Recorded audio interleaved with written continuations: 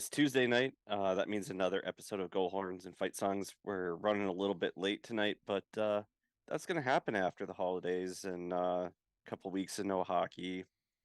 Getting a little out of practice, feeling fat and sassy after some Christmas meals. How was your Christmas, Wes? It was very good. I had to take a couple trips across the state to go see some familia, but I'll take fog over sheets of snow or freezing rain anytime. So travel was not terrible, but it would be nice to have some snow on Christmas. But I believe my daughter enjoyed her first Christmas. Yeah, it So seemed like Reagan thoroughly enjoyed all her presents, and it was a little weird. Here too, just having rain on Christmas, especially up north. I did end up falling on some ice that I did not know was there when I got to my parents on Saturday. So that was fun.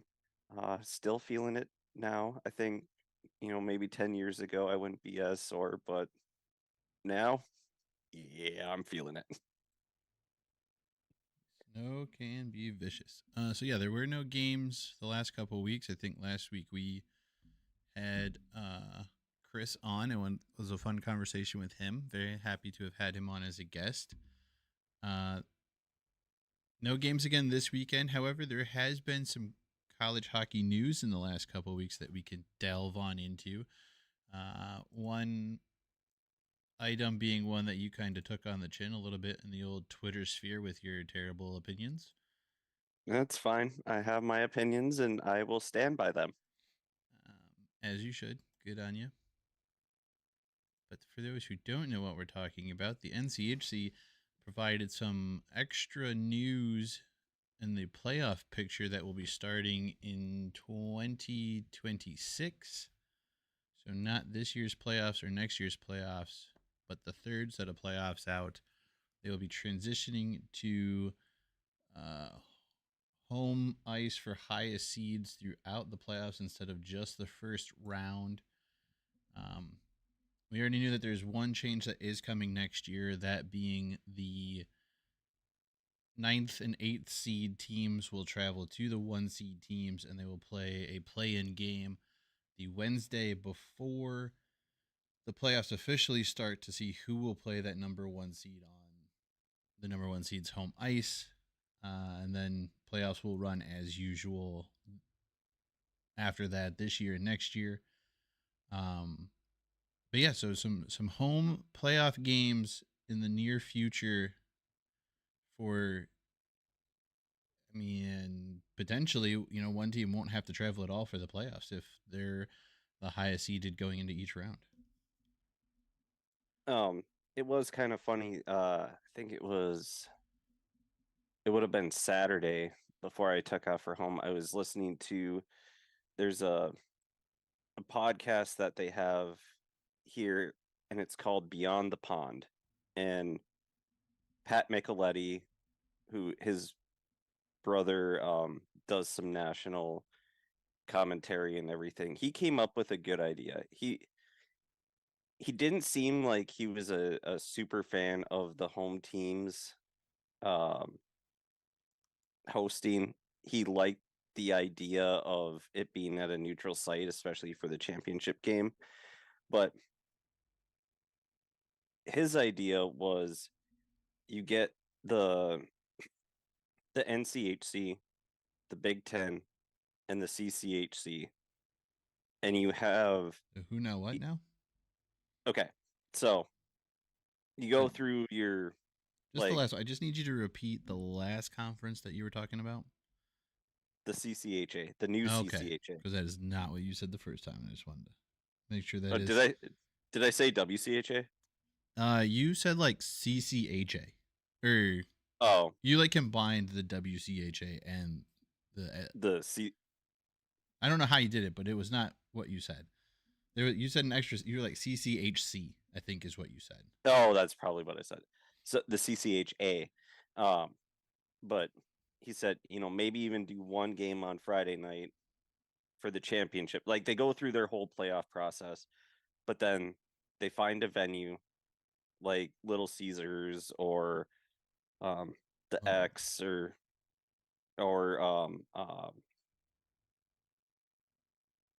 why can't I think of the Chicago's stadium right now or arena? well, Um, there's two. There's the United Center, which I believe the Blackhawks that's play at, but then there's also yeah. what is it? American Airlines Arena, which is where the I Chicago Wolves play. I was thinking the United Center, but then what you do is you take all three of those conferences and you put their championships on the same weekend, and you either have one or two or just have all three during one day, and then you just buy your session ticket or whatever. You can buy a single game. That seems like a little bit of a stretch, but I think how I got everything screwed up is he was thinking it could end up being like a little bit more of an old WCHA feel. That's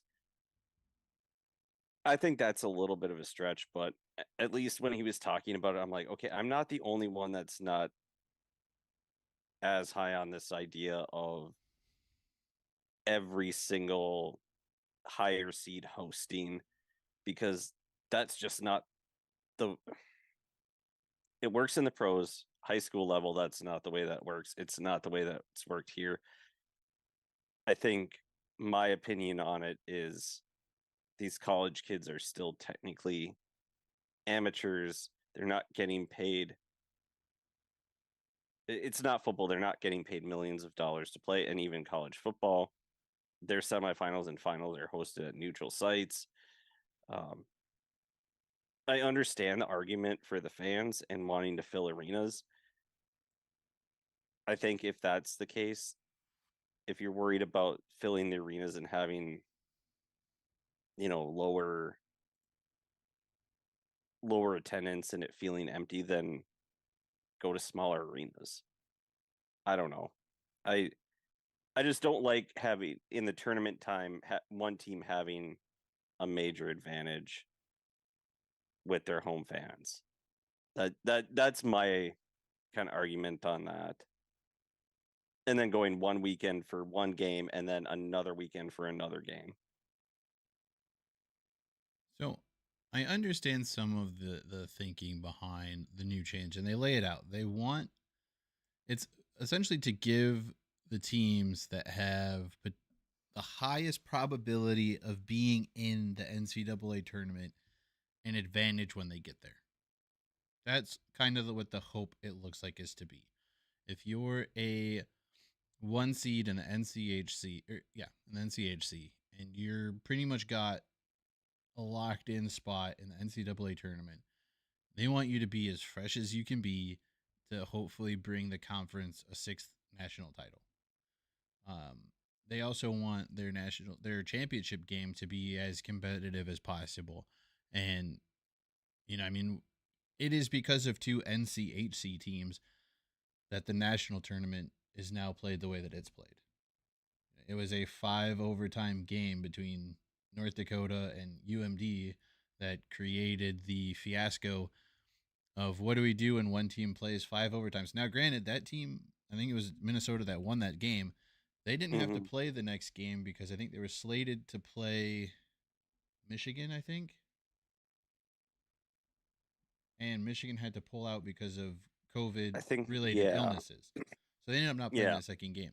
But it sparked a conversation of, how fresh are these guys playing, going essentially playing three games in one night versus a team that finished their game in regulation in 60 minutes of hockey. So they ended up putting that extra day in, and it seems to be similar logic here. And we kind of saw it last year. I mean, it was I think Colorado College and or no, St. Cloud State and North Dakota went to single overtime in their semifinal, which was the later game, uh, and so the winner of that had slightly less time to recuperate for the championship game, which St. Cloud State ended up winning the championship.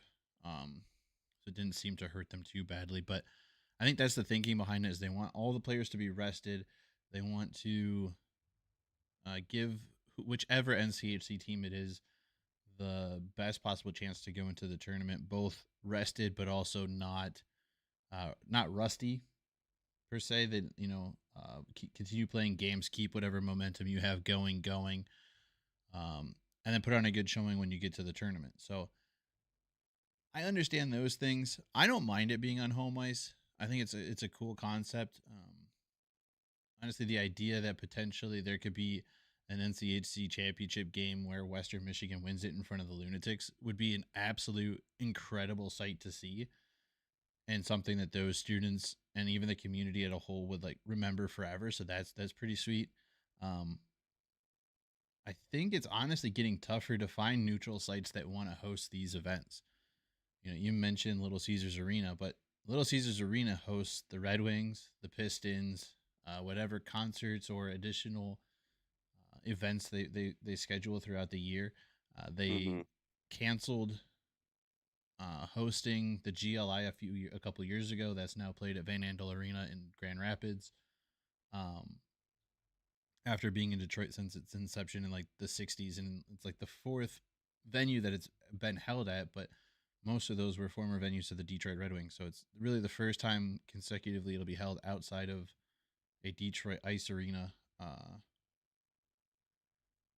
And I think a lot of them are moving to that, especially if they're multi-use arenas. Where I'm not sure if XL Energy Center is also for the Timberwolves um, and the Wild, but I know they're also starting to pick up uh, the I don't know if it's the women's hockey league or what the initials for it are, but the Mm-hmm. new pro women's team that's in Minnesota, I believe they will also be playing at the X. They Um, will. so The Timberwolves do not play at the X, but there's also, I mean, there's three venues if a big concert comes through. Um, it just depends on what they think they can do. It's either the Target Center where the Timberwolves play, um, XL Energy Center, or if you're big enough, like a Metallica or a Luke Combs or something, then you play US Bank Stadium. But it's if there's a big concert, it's typically at the X or Target Center.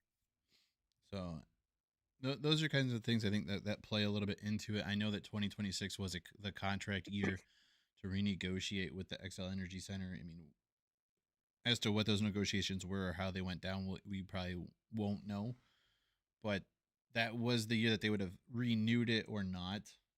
And by all looks of it, it looks like the discussion went to not renewing that. Um, And you did bring up a good point where it's, maybe the X finally just said we're not going to renew it, and then the NCHC went to like, okay, well, maybe we'll do this because these arenas are dedicated to these hockey teams, these college hockey teams. I could make the argument it's not a very good one, but you could find some AHL arenas around, just like with the GLI going up in Grand Rapids. Des Moines not too far away. Uh, the what's the Colorado AHL team? the Colorado Um, Eagles. I know, but where are they? They're not very far outside of Denver, I don't think. I do not know where they play. Let me. But They you might even have play that. in Denver still. They play not at the. They play where the NCAA tournament game was. I think last year was it Loveland, Colorado. I think. Okay, Loveland. So I think that's a little bit north, but you have that. There's, um, if you're good, if you're going to go far east, you can have games Yeah, Loveland, Colorado. b- God damn, I'm so smart. between Loveland, Des Moines. Honestly, I don't know why you'd really want to go to Des Moines. I've been there a couple times, but it's not great. Or, Grand Rapids. Des Moines and Grand Rapids are kind of similar type cities. Um, but you have those three options that you can have people travel to. And I think the one thing that I like about having it one week in the semifinals and finals is, people were calling me, well, you just like it because you're in Minnesota. Well, you know what? I might want to travel, like, depending on where it is. Maybe I want to go to Michigan. Maybe I want to go to Colorado. and spend a weekend there and buy both sessions so I get both semifinal games and the finals. I To me it's cheaper for the person. You're still going to make your money if you want to. You can jack the ticket prices up, but I people are some of the people that were coming at me were so focused on their own team and they're like, "We're not going to give a rip if it's Colorado College Miami." And I'm like, "Well, first of all, Miami's never going to get there." But I mean, uh Miami's gotten there. Nebraska Omaha has I never gotten there. I'm saying recently. Like, Just saying. Nebraska but Omaha has never gotten to Minnesota. They only when they have to play us. But yeah. my whole thought on it is, say UMD makes it.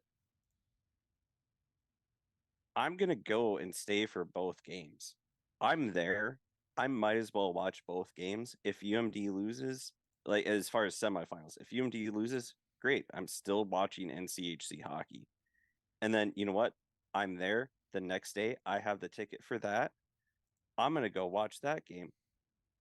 You are booking your flights for that weekend instead of, why would I, at least me personally, why would I go to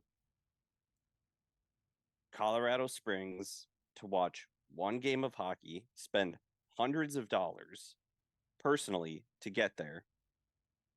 They lose, and then even if they win, why would I spend another other hundreds of dollars to go to Kalamazoo to go watch that championship game? I think they're losing out on people going. Now they are gaining in the local community. So there is that aspect, but I just feel like they're alienating the opposing fans who do want to go support and the other people that just want to go watch good hockey, because that's me. I don't, yes, I care if UMD wins or loses, but at the same time, if I'm there, and yeah, it's easy for me to say because it's convenient, but you still have another really good hockey game in what we consider still the best conference, and you have a third hockey game to go watch. So you get three hockey games in the price of one trip. I mean, you're not wrong. There's definitely going to be more travel. I think we're also missing a piece here because they haven't announced it yet. But the coverage rights for the playoffs have not yet been determined. And if it turns out that instead of being on NCHC TV, which I assume that they will be on as of right now, if it's something like they're going to be on ESPN Plus and it's actually ESPN money driving this, then you understand a little bit more as to why this is going to be. Which, if it's on ESPN Plus, is a little bit of it could potentially be a rise for the viewer at home because maybe ESPN helps upgrade the cameras at, like, I don't know, Minnesota Duluth, whose cameras are older than their hockey team. Maybe they get cameras in the same county limits as the hockey game that goes on in Omaha because they record from Iowa apparently. Maybe we get some sort of upgraded audio system in Kalamazoo so our speakers aren't blown out by bringing the radio broadcast over to the hockey to the video. Like NCHC TV, as good as it is, which a lot of people have their complaints about it, it's not consistent across the Mm-hmm. board by any means.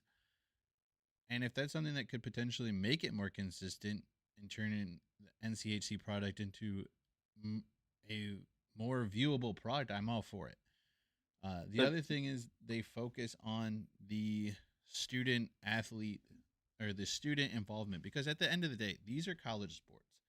They're right, meant for the students who aren't playing, the students who are playing, the universities as a whole. That is your target. That is who you project for. That is who you make money for. That is who you play for.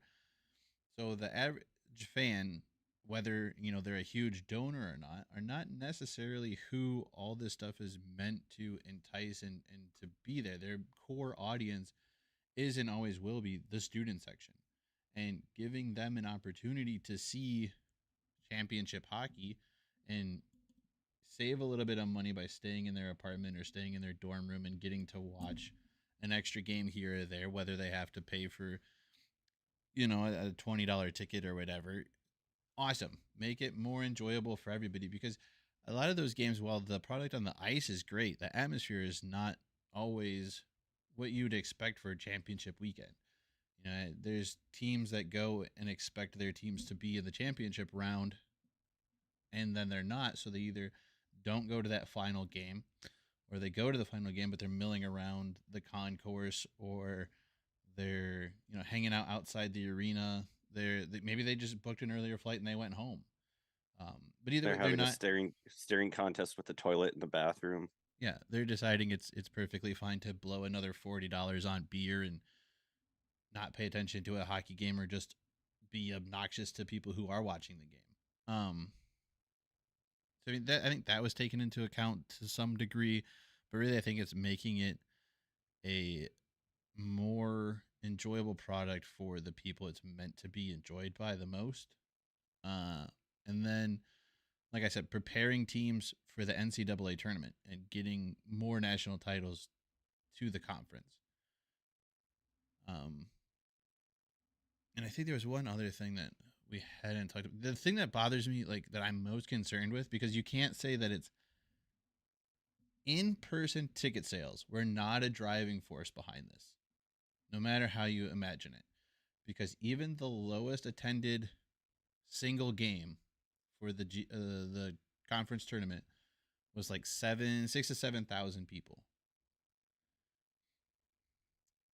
The only arena that can consistently do more than that is Ralph Engelstad Arena in Grand Forks.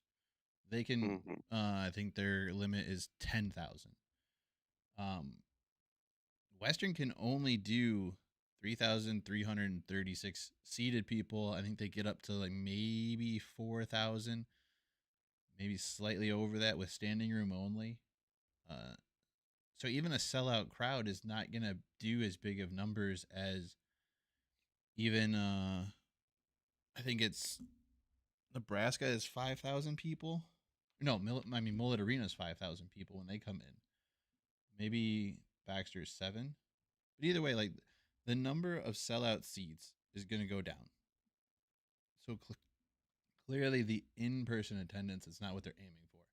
I think they're aiming much like we see with midweek action in college football talks. Like the big money is coming from TV deals.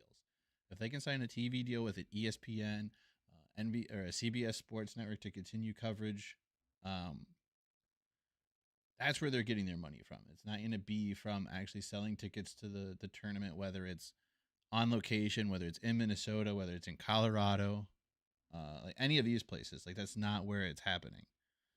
It's happening through internet deals or TV deals, and it kind of to some degree hurts the fan bases.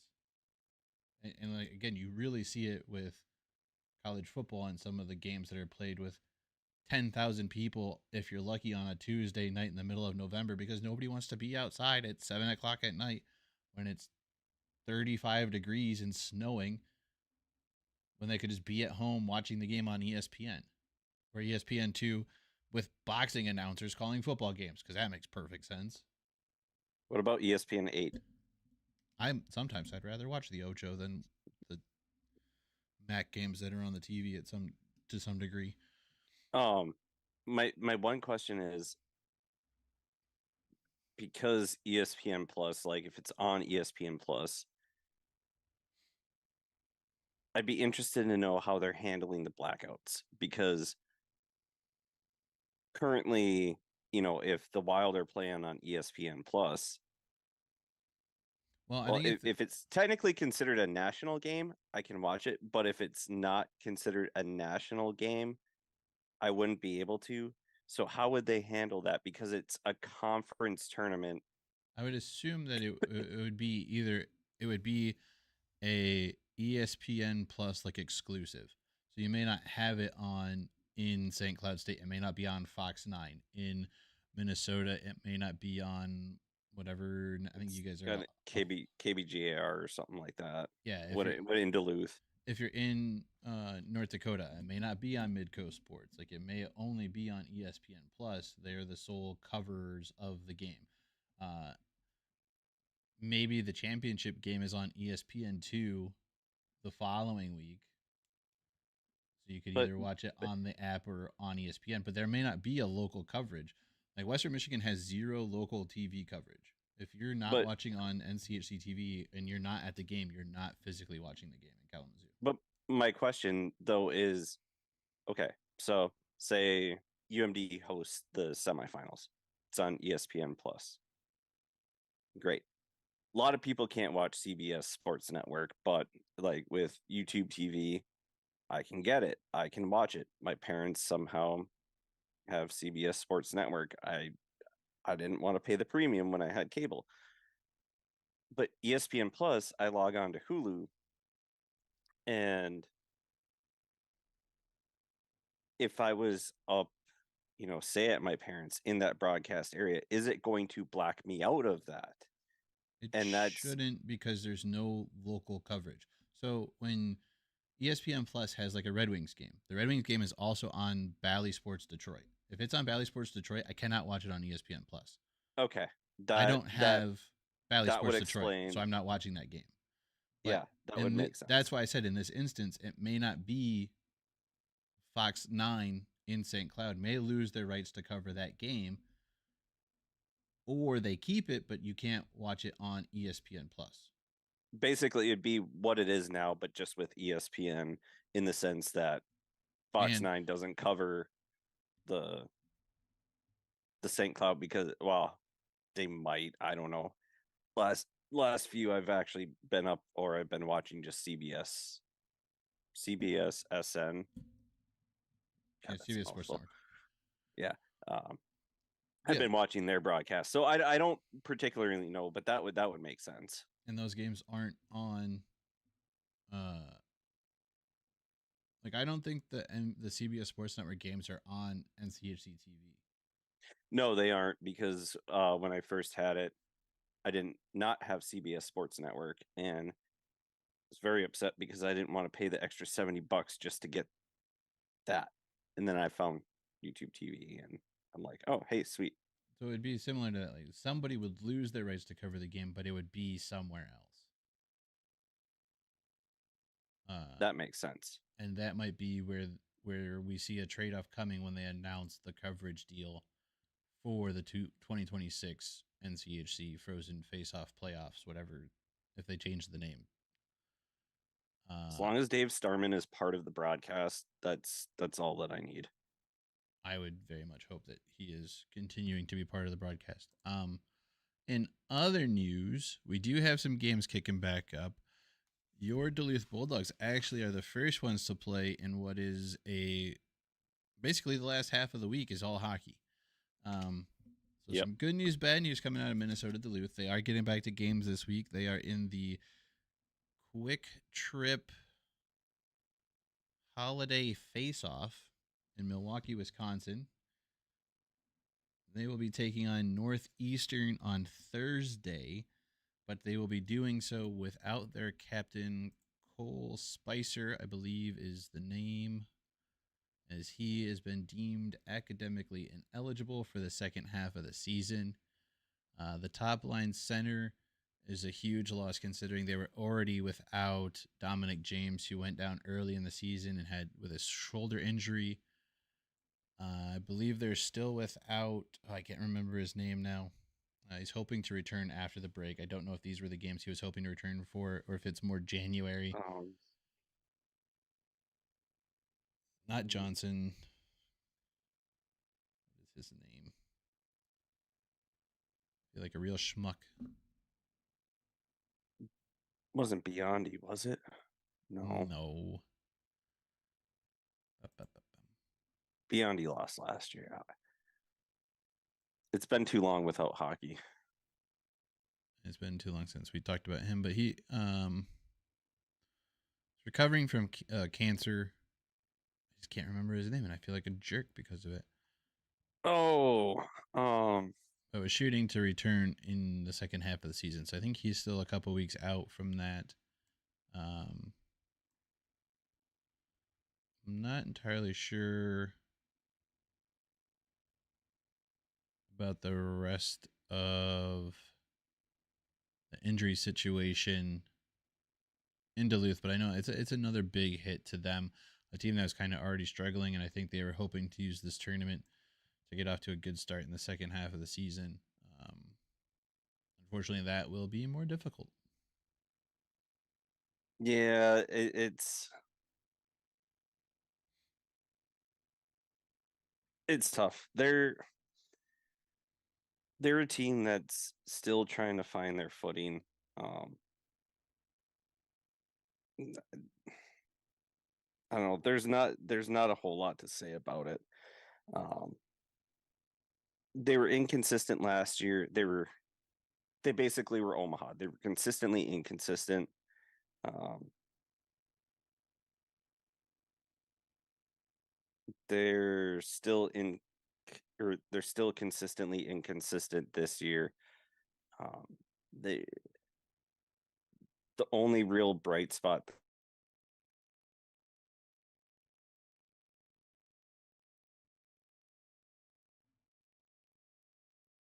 Did we lose you? What happened here? Oh, I think we did. Might have lost Mike.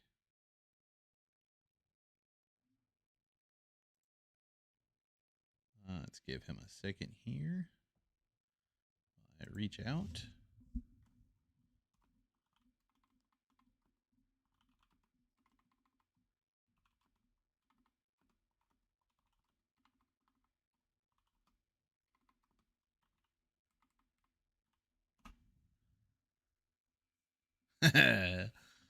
All right, so he's at a computer reset.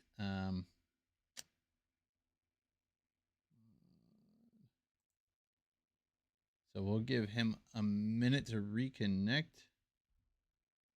Hopefully, it won't take too long.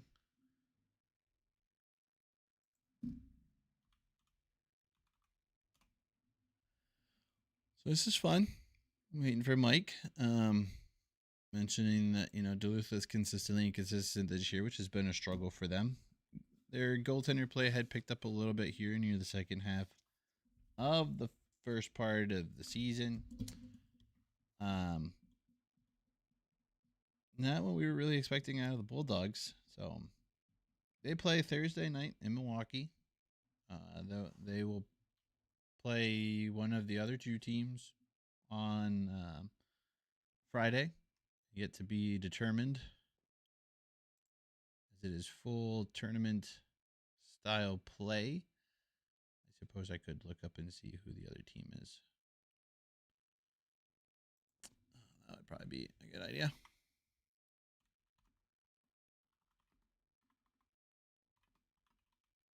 This is why I should never have to do, or should never do this alone. I don't like it. But here we go. Let's see. Um,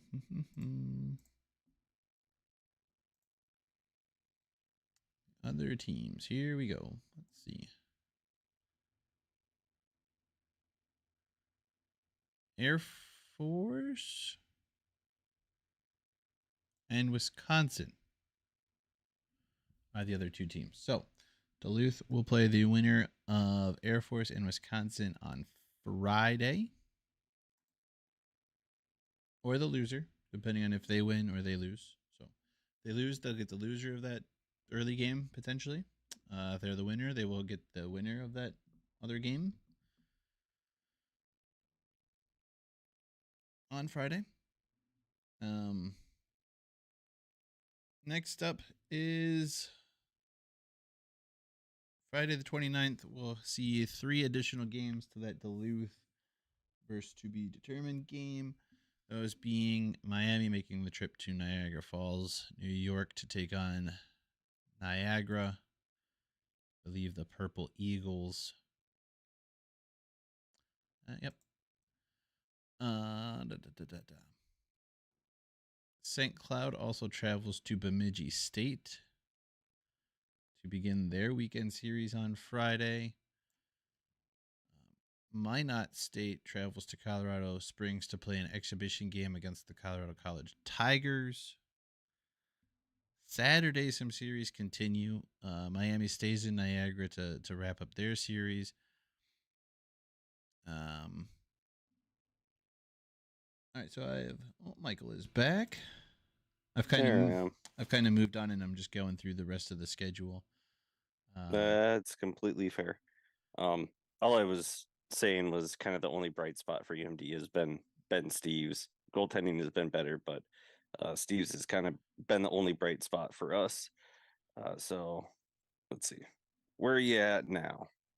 So I am on Saturday. I made it all the way through Friday. You will either play the winner or the loser between Wisconsin and Air Force. And then I've jumped down to Saturday. Western Ontario visits Western Michigan in an exhibition game of Western schools. The U.S. Under 18 development team travels once again to Grand Forks to take on North Dakota in an exhibition game. And Minot State stays in Colorado, and they play Denver this time on Saturday in an exhibition game. And then wrapping up the weekend on Sunday, Bemidji State will return the favor and go to St. Cloud State on Sunday at 4 p.m. Mountain Time. Nope, that's Central Time. That says CT. Yep, So 4 Central o'clock Time. Central, 5 Eastern for those in the better time zone. And that'll wrap up the weekend. So we have games Thursday, Friday, Saturday, and Sunday this week. So let's see. 4 exhibition games and a tournament. So if we go through, and I got to type these notes.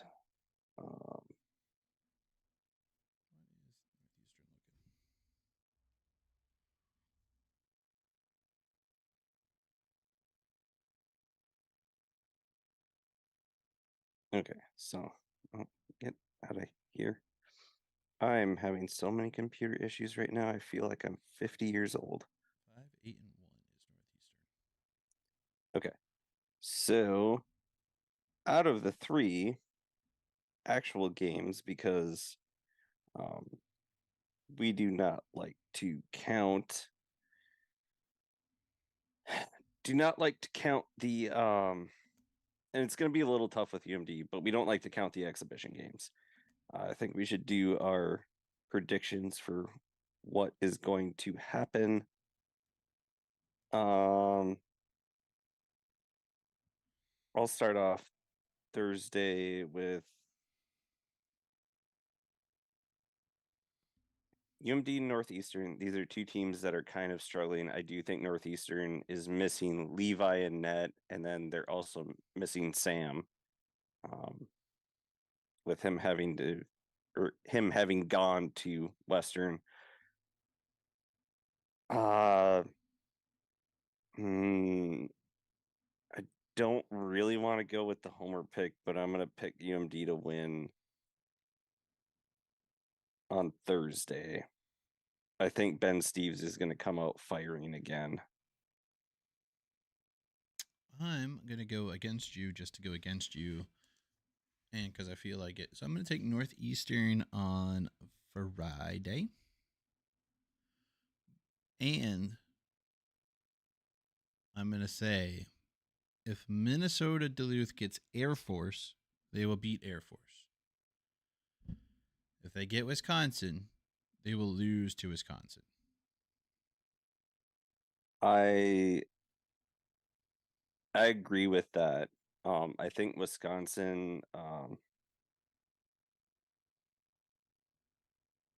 so I'm adding that in. I agree with that.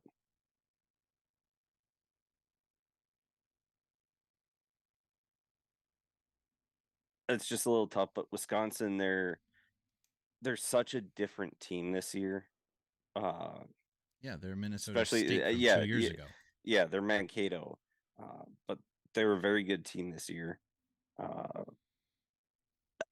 Air Force, we always talk about it. They're going to give you a tough game, but I think UMD is a little too talented for them. Um, Miami and Niagara, or wait, Yep, hang on, Miami at sorry. Niagara. Yeah, Miami at Niagara. This is another one of those. Uh, for the weekend, I see it being a split.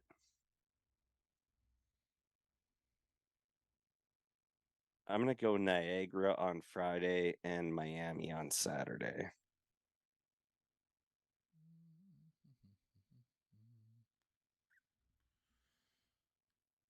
Oh boy, I hate trying to pick Miami games. I do too. I think literally every time I've been like, "Oh yeah, it's gonna happen," they bit me in the ass. Hate them. Hate them for so many reasons.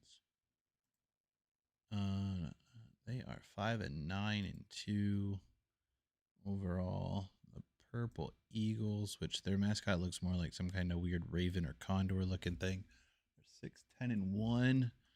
Pretty even in the overall rank win loss record. Miami's coming off of a shootout loss and a regulation loss to Minnesota Duluth. They haven't played in 3 weeks. Ugh.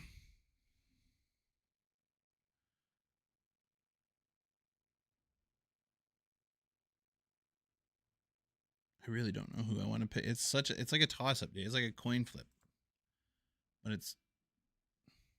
Mm-hmm. I mean, that's how I feel about UMD and Northeastern. So come on, Skippy.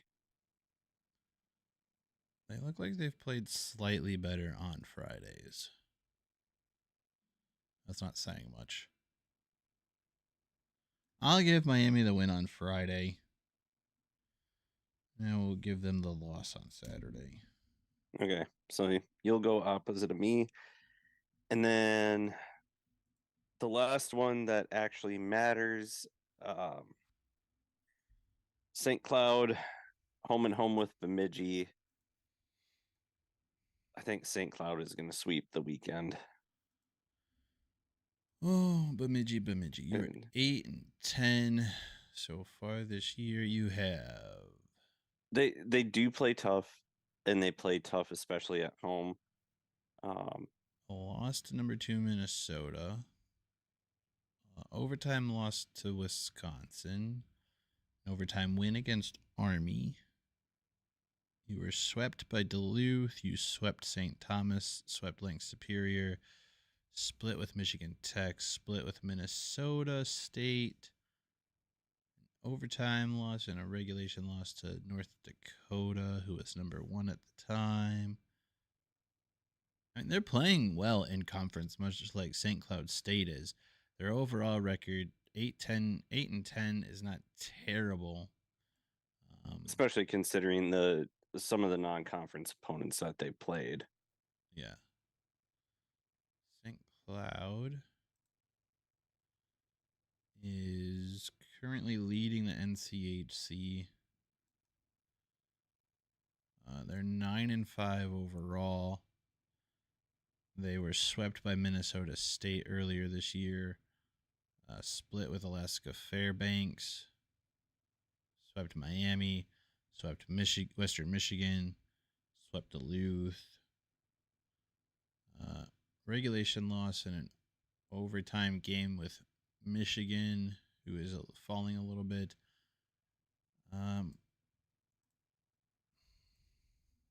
I think I'm going to go with a sweep by St. Cloud State. I think one, they've played tougher opponents. Two, they're playing better hockey. Uh, and honestly, them being ranked, I think like 14 is kind of an underrated team right now. Um, Yeah, I think their struggles early in the year are they've corrected for them. They have yeah, they've corrected adjusted. for them, and it's just their ranking is The I ranking took mean, a beating because they got caught early. rankings are like the points and whose line is it anyway. They don't mean a thing necessarily, but yeah, their ranking is based off early in the year when they struggled, and now they've figured it out, which I think both you and I knew they would. So I will give them the sweep. And then just for shits and giggles, I think Western Michigan's going to beat Western Ontario. Colorado College and Denver will both beat Minot State. It'll be a rough weekend for them. I'm pretty sure Minot's just a club team. And I'll tell you what, man. North Dakota has played this before. I don't know that they've done it when they were potentially the number one team in the country. I don't know if they still are. I think they still currently number one.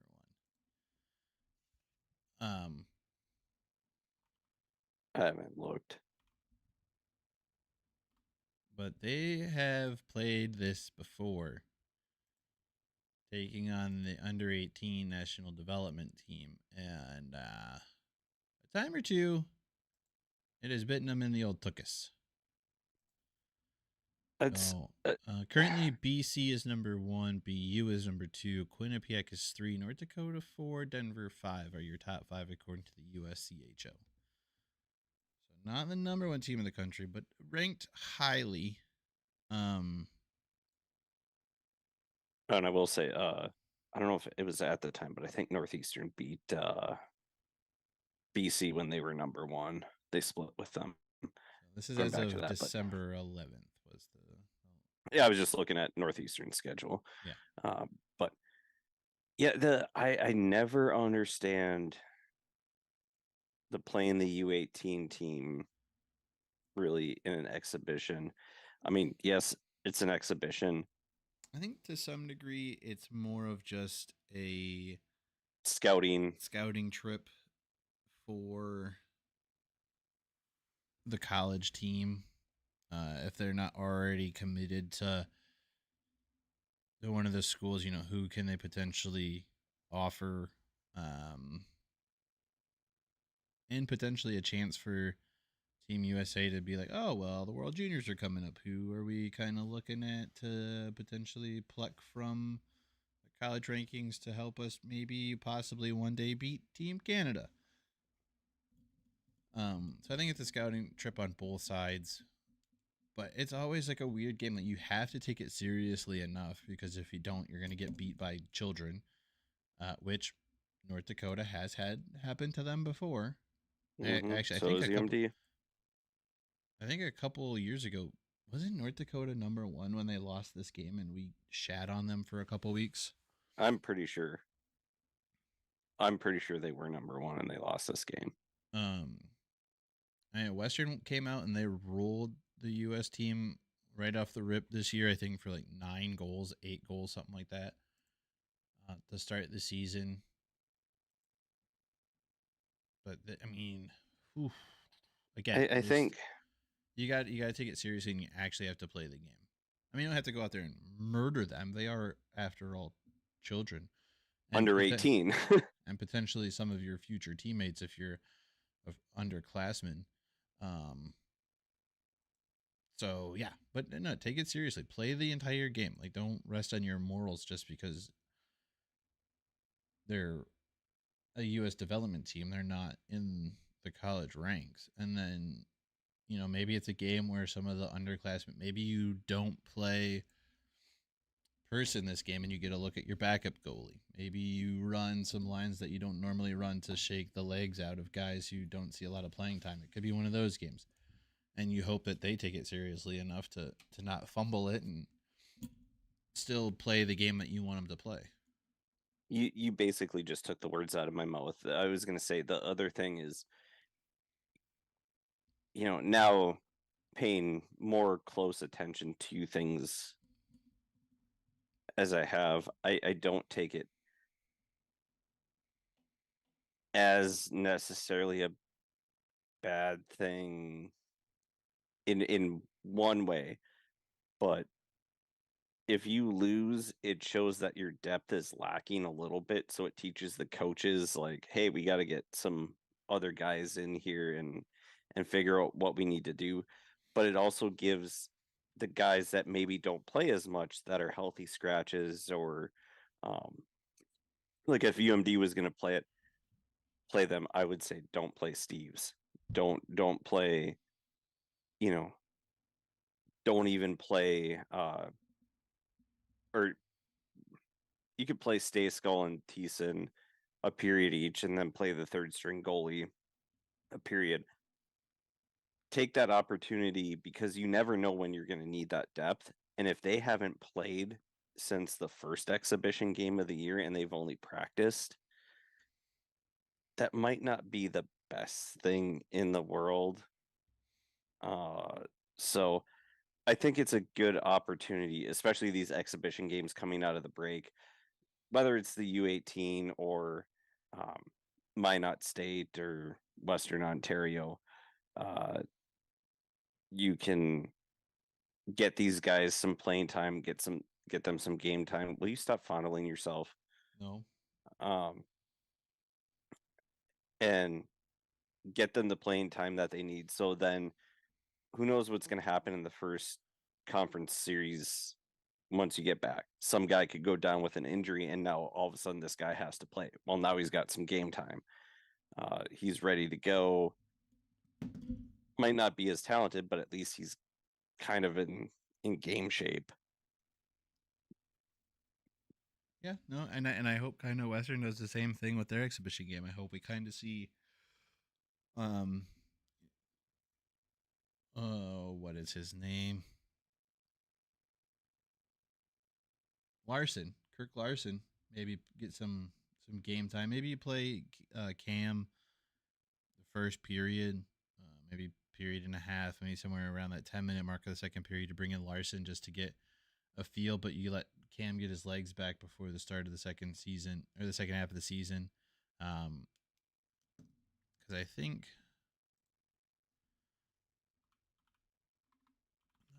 they go to non-conference games, at least most of them.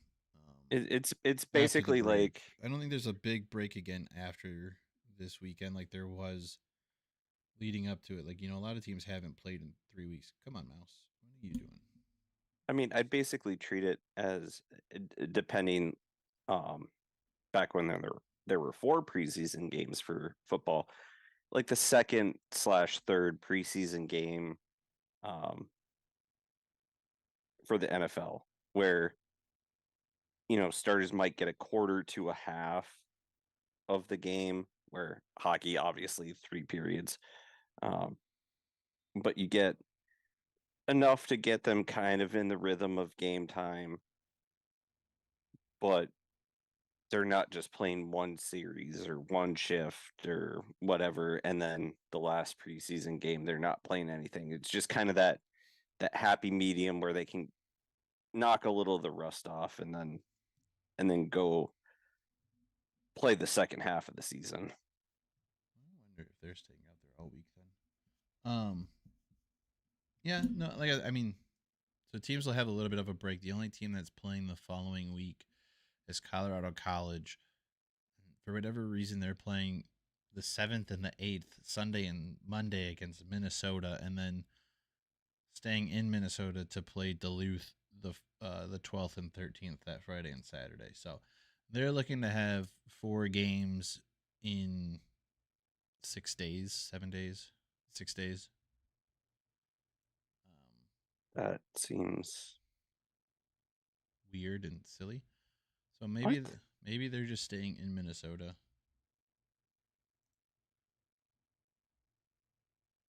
Maybe I'll go find out where they're staying and see if I can get Bearco or somebody on the podcast. If I do that, you need to give me like $10,000 because Um, that's not going to happen. no, because I don't have $10,000. Okay. Well, and it's not going to happen, so you can make that bet because it's not going to happen. No, because on the off chance it does for whatever reason happen, I'm not paying you. Get out of here, you weirdo. Fine, one doll hair. I don't even think there are any dolls in this house for me to remove a hair from.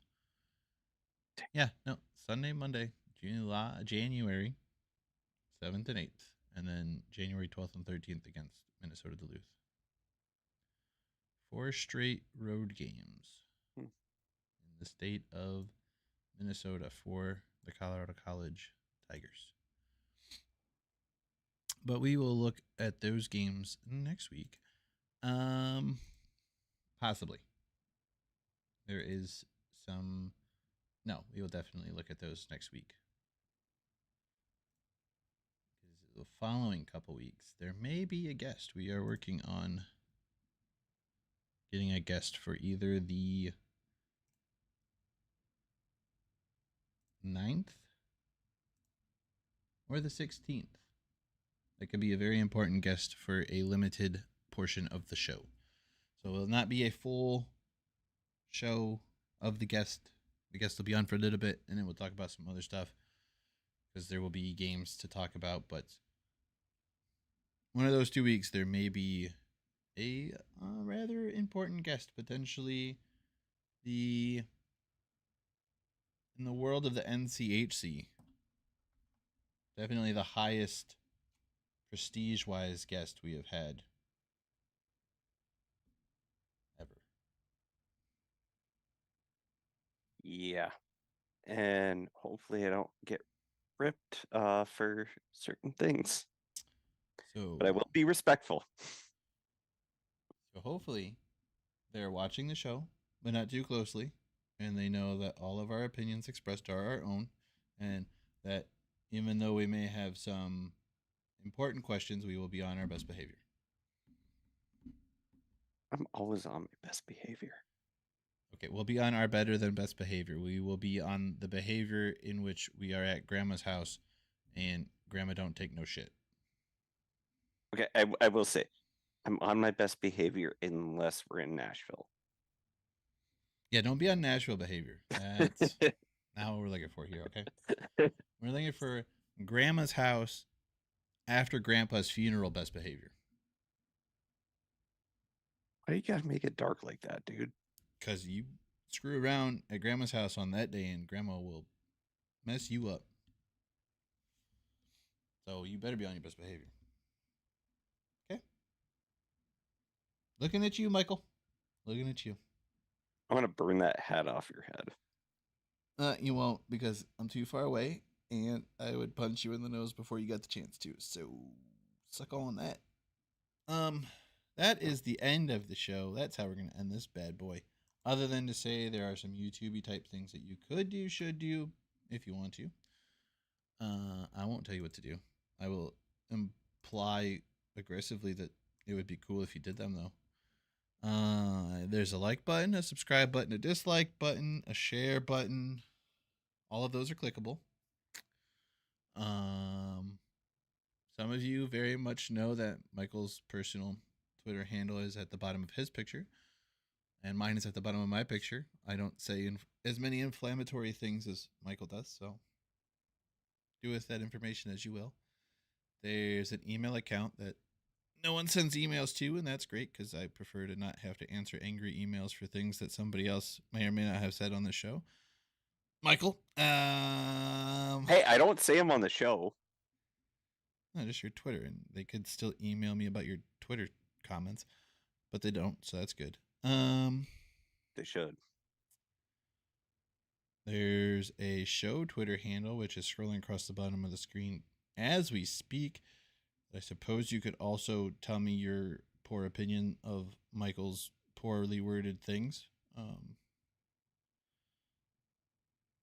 I think that's it. I think we've covered all the things. There's only one thing left to say. Pucks on net, good things happen. Like goal horns and fight songs, enjoy the other holidays that you still have left to enjoy with friends and family. Enjoy the hockey that's coming up, and we will talk to you on the next one. Adios.